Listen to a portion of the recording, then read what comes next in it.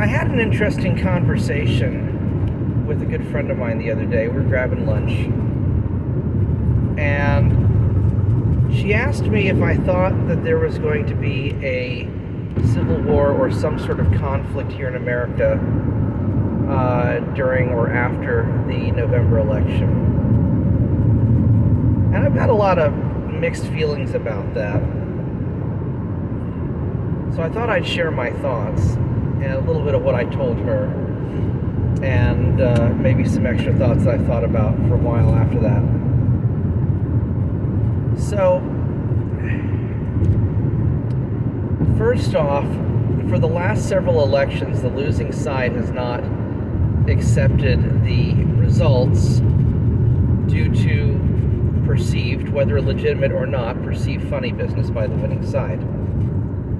And that's very dangerous because a democratic republic like the United States, where any sort of representative government only works if people have faith in the elections being honest. And, let's be real, there's a lot of funny business happening in recent elections.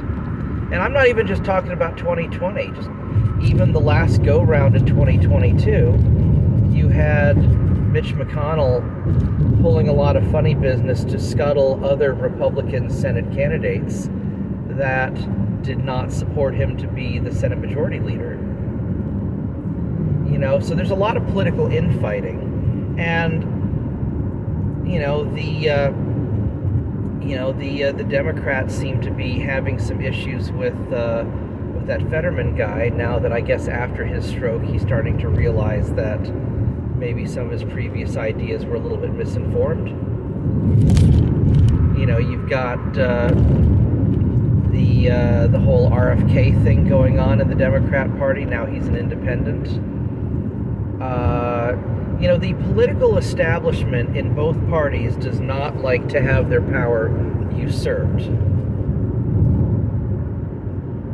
And so, of course, there's going to be funny business in the elections. This has probably been true for nearly as long as we've been a country. Certainly, for as long as I can think of, there's always been accusations of foul play. Going back, I remember the 2000 Bush-Gore election when it was very contentious. So,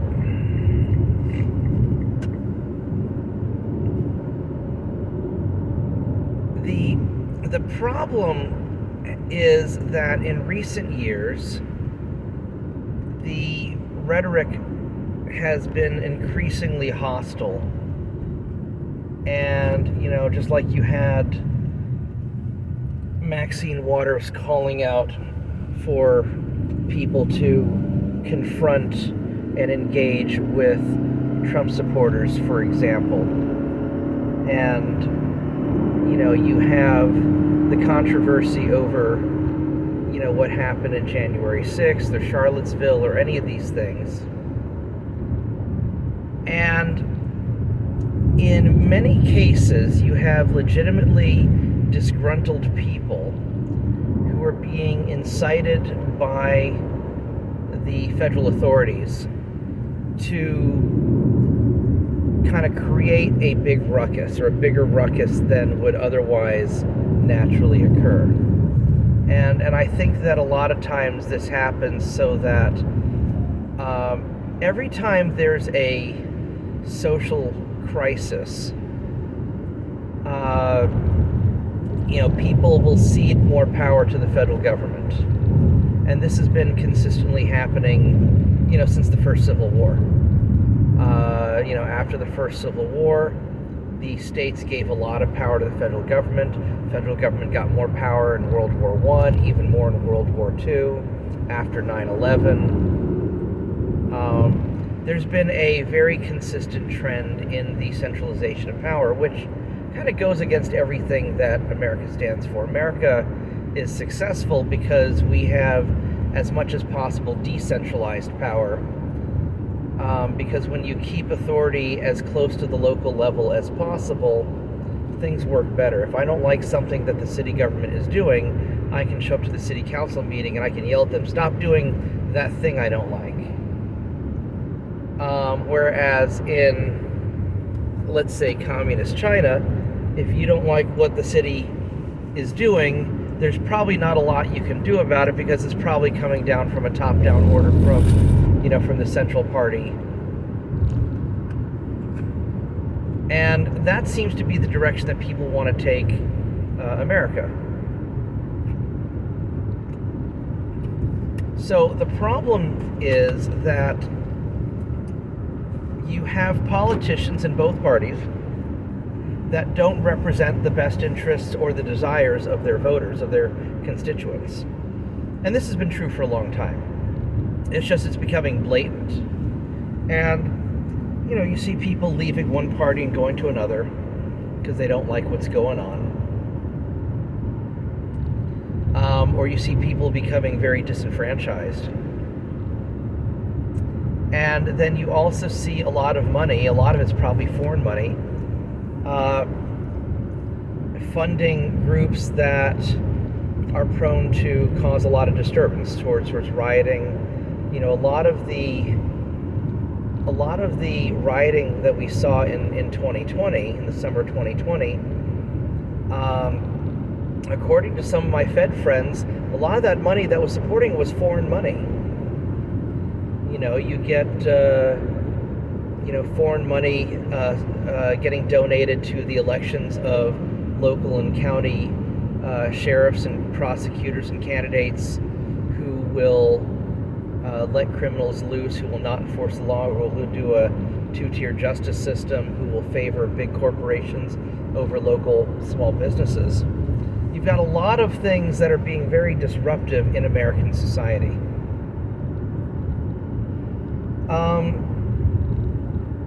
So I think there's a good possibility for a lot of problems, because I don't see any reason why the losing side will accept the winner, the legitimacy of the winner in 2020 elections.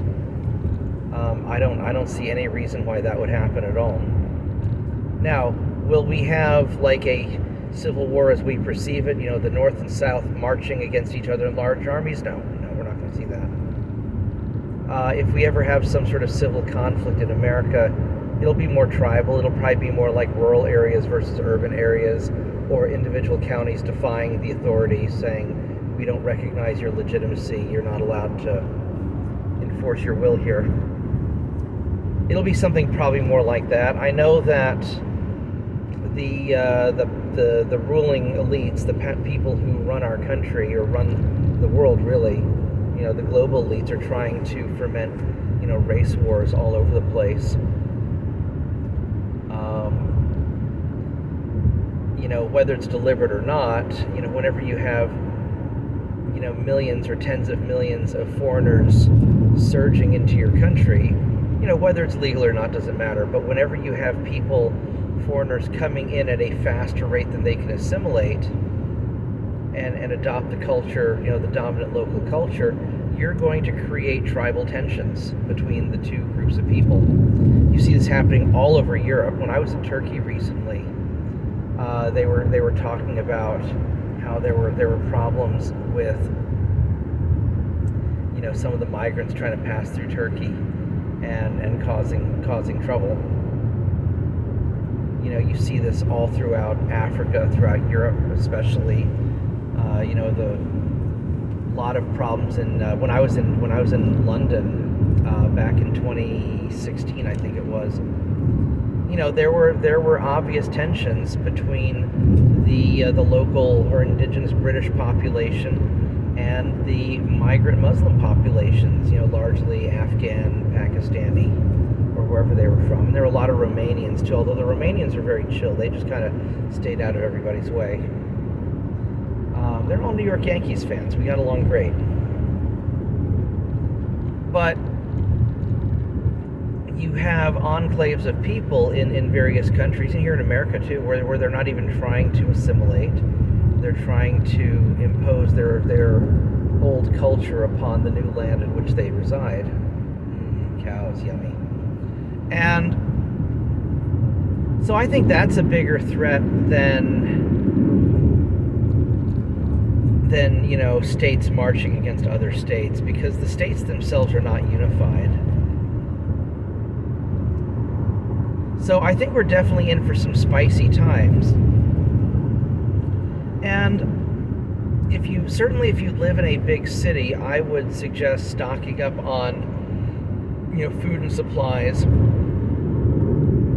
If there's rioting, you won't want to go outside until things calm down. You probably don't need like 6 months of supplies, but I always tell everybody you want to keep at least a month or two worth of supplies in your home, for emergency, because you never know when the power's going to go out, if there's going to be some natural disaster. It's just common sense. But you need to evaluate your own situation. Personally, I like living in a more rural area. I think things are more chill out here. I can drive around, it's beautiful. And any potential problems will happen first in the big cities. And it's always interesting how whenever people are upset and riot, they generally burn down the very places that overwhelmingly agreed with their political opinions in the first place. So, like whenever they riot in Portland, Portland's overwhelmingly, liberal or left or whatever you want to call it. And so whenever they protest Trump in Portland, I'm like, y'all overwhelmingly voted for the Democrats, and yet you're burning your own place down. That's kind of stupid. So a lot of these people who are going to be causing trouble haven't really thought it through, but frankly, they're just being manipulated. It's kind of like the attempted Gretchen Whitmer kidnapping, where there's a whole bunch of feds and a couple of idiots who kind of fell for the propaganda. So I don't think the American people themselves want to have a civil war. I have a very good friend who is much farther to the left than I am to the right. And if left to our own devices, we get along great. I have no desire to ever fight with my friends. Now, if people come marching into my neighborhood wanting to burn it down or cause trouble, yeah, sure. At that point, I'm going to defend what's mine. But I don't think you're going to see people trying to invade other places. Now, if things start getting, if we were to have another like COVID situation where they take advantage of some disaster or bioweapon or solar flare power outage or any excuse to lock down and sort of impose authoritarian rule, I think people will probably rise up, because I don't think they're going to go through another round of that bullshit. But you never know. It's hard to say. But the biggest takeaways are the media, the corporate media supports the ruling elite, and they will lie, manipulate, and omit about any topic that goes against the ruling elite.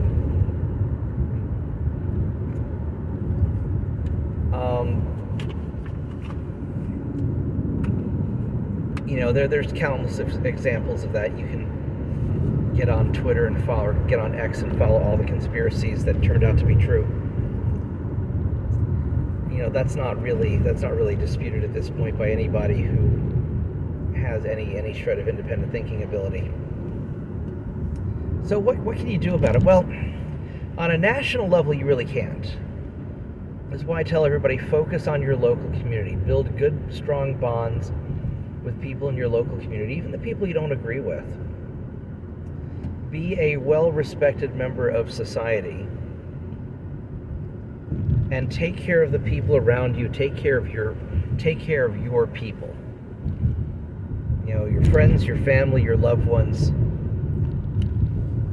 Take care of your people. Because that's all you really can do. And for those of you worried about an authoritarian federal takeover, regardless of which side of politics you're on, there's only 100,000 federal agents across all the branches. And there's, 100 million armed, pissed off Americans who generally hate their government. I mean, the government has a 12 to 18% approval rating for most of my lifetime. Nobody likes the feds. At best they're viewed as incompetent, at worst they're viewed as malicious and corrupt.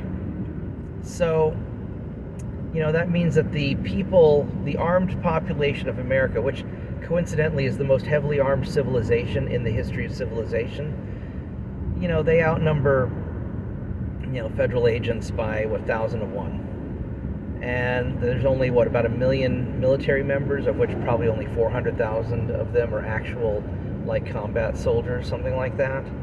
So, the armed American population outnumbers the military 100 to 1. They're not going to go marching into your town. Now, they may try and set an example. One of the reasons that the feds try to come down hard is to set an example, because if everybody resisted all at once, there wouldn't be anything they could do. And as a result, this forces even the most corrupt of federal officials, the most corrupt politicians, have to be very careful, and they can't ever really go too far, because once popular opinion solidifies against any particular corrupt individual, that person's done. So, I think the worst case scenario is if the people become divided, which a lot of modern politics is designed to create these wedge issues to divide people. Because most American citizens have the same base desires and needs of other American citizens. We all want good jobs, affordable housing, healthy food, a healthy environment to live in. We don't want a lot of competition for our jobs. We don't want to be beholden to foreign powers. Most people just want to be left the hell alone. So, when they create these issues, it's like right before an election, Lindsey Graham will start talking about, abortion, throw women in jail. He's just doing that to create division among, the people, right? Or whenever some crackpot Democrat's talking about AR-15s fire 1 million bullets a second, they don't know what the fuck they're talking about. They're just trying to create division among the people. And you can't fall for that. Now, there is a portion of the population who is just lost. Probably, a quarter of the population. Scott Adams has found a trend that in any given poll, about 25% of the people polled are just idiots, which is actually a surprisingly low number, because half the people in the world are below average intelligence, and average isn't really that smart, as the saying goes. But you can assume at any given time that about a quarter of the people are idiots, and never underestimate the destructive power of idiots in large numbers. A large number of idiots can cause a lot of problems. But that's really the only real threat to America is idiots. And a lot of these corrupt politicians count on that. Whenever the media lies or manipulates about something, they're counting on a large number of people, and 25% is a lot of people. They're counting on a large number of people to just be idiots and to believe their bullshit. And they're also counting on a lot of the informed people being so disgruntled that they don't show up to vote. So if you're worried about November, show up and vote. Now, realistically, let's be real. These elections they're kind of designed to have funny business built in. France can count their ballots in one day using in-person paper ballots with voter ID required. We could do that too. The friend I was talking to the other day is probably the best programmer I know. She used to work for Google, and she's done a number of very advanced things in her career. And she basically points out, if it's digital, it can be compromised. Doesn't matter how secure you try to make it. Anything digital can be compromised. And, that's the thing. It doesn't matter if the election's secure or not. If people don't trust it, then they're not going to trust the results. And it is to the benefit of both parties to make things as transparent and trustworthy as possible. I don't think they want to make it transparent and trustworthy. I kind of sometimes wonder if the people in charge of our various political leaders want American citizens to be distrustful of the government, if they want them to riot and rise up so they have an excuse to crack down hard. I mean, if you look at the January 6th stuff, they tried very hard to get people to cause trouble at the Capitol building just so they would have an excuse to throw a bunch of people in jail and really beat down political dissidents. They don't want dissension in the country. They want us to all be, good little serfs, well-behaved peasants. And and this is done through fear mongering and manipulation of information. So, and I'm not saying that I'm some conspiracy theorist. I just happen to know federal agents who are on the ground that day, and they told me some stuff. It doesn't take a rocket scientist to figure out that something's funny, and I know because I'm a rocket scientist. Look at some of the stuff that Elon's saying. He's also a rocket scientist, or at least employs rocket scientists. That's just about the same thing. There's a lot of people who are starting to think that the game it's a big setup. And the worst thing that you can do is to get violent and to riot. I think that people like Gandhi or Martin Luther King had it right when they said that, non-violence, peaceful protests or just peaceful non-compliance is really the best way to resist these situations. So, I think that we are in for a spicy time come November, and that has me generally very concerned.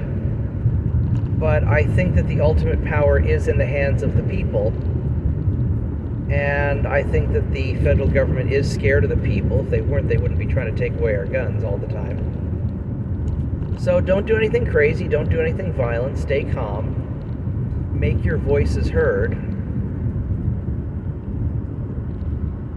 and focus on your local community. And, when funny business inevitably occurs, to some extent or another, make sure to point it out. Raise a fuss about it through words. And at the end of the day, with a country as large as ours, if the people stand together about something, it'll eventually get done. Now, as far as all the millions of migrants or the threat of nuclear war abroad or any of this other stuff, I mean, that's going to take some time to unravel. There's a lot of problems that our leaders have gotten us into that we didn't want to have to deal with, and we're going to have to deal with it. I don't think that we can address any of that till after the election. I think that everybody's going to have to go out and vote, regardless of what party you're in. Go out and vote and make your voices heard, and make it clear why you're voting the way that you're voting. I'm not going to tell you who to vote for. I officially endorse Vermin Supreme, who is the pirate candidate. I try to stay as politically out of it, on the national level, because I want to try and stay unbiased for my business. But, I have my opinions. I think that we are definitely heading in the wrong direction. I think letting in millions of people illegally into the country, however you want to call it, it brings a lot of problems, and that's going to have to get addressed by whoever wins the election.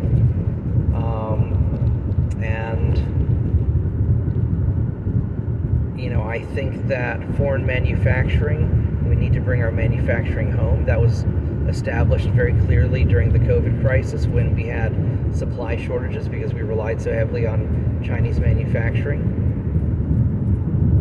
I think we need to end these foreign wars. All they do is get millions of people killed, and they enrich a select few these elites, these donors, who are getting rich off of other people getting killed. I think we have to put a stop to that. And we have to get our spending under control, to shrink the size of government. Because government doesn't create anything. It just takes from the people who do create things. And let me make sure I'm going the right way here. I think I have to go through here.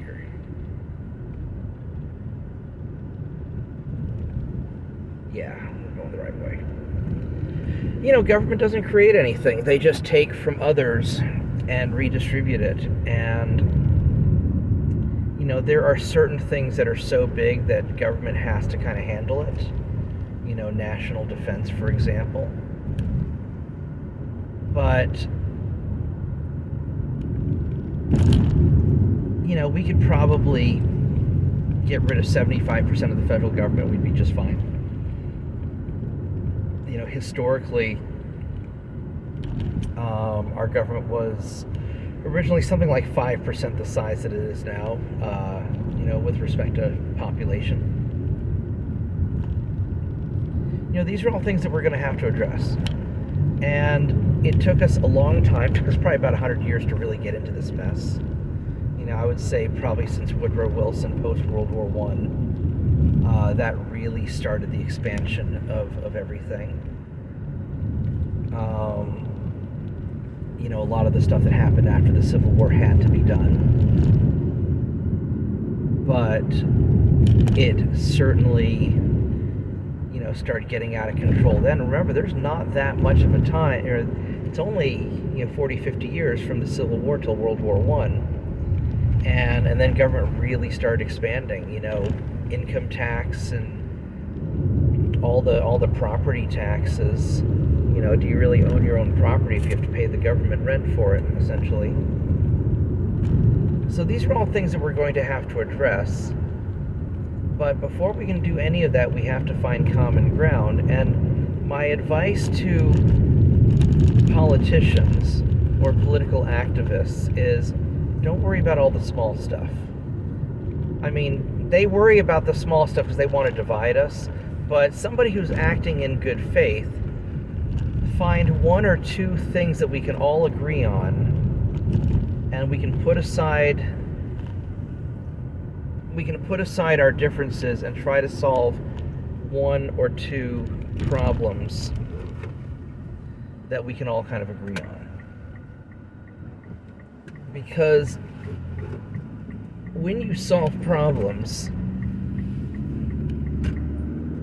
it becomes easier to solve the next problem. One solution often leads to another. And I think that's the path forward.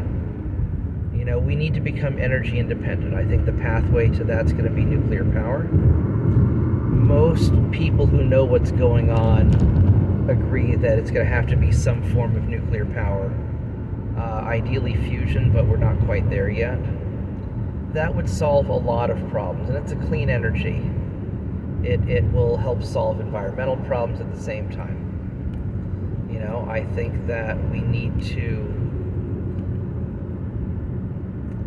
really worry about our food production and put that in the hands of small local farmers. You know, look at the abuses against the Amish farmers in Pennsylvania right now. The Amish are probably some of the most conscientious, if not the most conscientious farmers in the country. You know, we should be learning from them, not telling them what to do.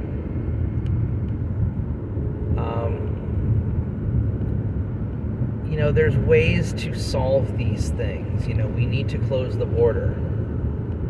You know, if I can't easily bring in my friends from overseas, why should we be allowing millions of people just to run across the border or claim asylum? You know, I'm sorry, but that's going, you know, we're taking things too far. We're letting these people, the people in charge, exploit a lot of frankly ignorant people who are being duped into coming here with no real prospect, just to become second-class citizens. And they kind of want that because they want the cheap labor, they want the easily manipulated votes, and you know, they want to create a serf class, and that's not fair to anybody, really. You know, so we need to deal with that. You know, you want to do something about it, start a business, you know, make something here. You know, buy local. You know, I always try to buy local when I can. Sometimes there's not an option, especially in the technology industry. A lot of stuff is made overseas, but if I have the opportunity to source things locally, or at least source things here in America, I do. You know, I have to pay a little bit more, and I have to pass that cost on to the customer. But most customers would rather, I find, pay a little bit extra and have a faster shipping time. So, we can do it. Don't try to solve everything at once. Just take it one step at a time and find things we can all agree on. And whatever happens in November is going to happen. That's largely beyond our control. I would recommend that people become involved in the local community and scrutinize everything, because transparency is the best way to kind of solve these kinds of problems.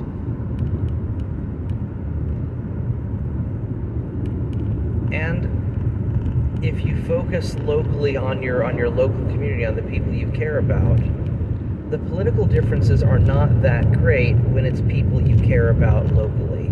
It's easy to yell and argue with people anonymously on the internet, but when it's the guy you sit next to at the diner every day, or your friend from high school, you know, then it's a little bit different. Then you got to sit down and work it out, and do things in person. Don't just rely on the internet. Do things in person. Meet with people. Go places. Do things.